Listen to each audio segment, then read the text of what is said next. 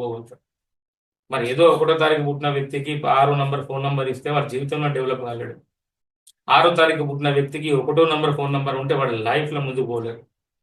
8వ తారీఖు పుట్టిన వ్యక్తికి కూడా 1వ నంబర్ ఫోన్ నంబర్లు ఉంటే మాత్రం జీవితకాలంలో పోలీస్ కేసు చుట్టూ ఏదో గొడవలు చేసుకుంటూ తిరుగుతూనే ఉంటుంది. కనుకనే జాగ్రత్తగా ఒక మంచి పేరు పెట్టి మంచి పేరుతో పిలిస్తే చాలా అద్భుతంగా అవుతాడు. మొన్ననే ఒక కేసు వచ్చింది, దీపక్ అని వాళ్ళ అమ్మ నాన్న పేరు పెడితే దీపు దీపు అని పిలుతారు. ఈ దీపక్కి ఈ దీపుకి ఏం సంబంధం అయ్యా? ఈ దీపు అని పిలితే వాడు రోడ్డు మీద పొరగంతోనే తిరుగుతారు ఆవారలాగా జుట్టు పెంచుకొని. అందుకని జాగ్రత్తగా దీపక్ అన్న పేరుతో దీపక్ అని పిలితేనే కొంచెం నయం. అదే దీపు అని పెడితే పూర్తిగానే సంకరాకపోతాడు.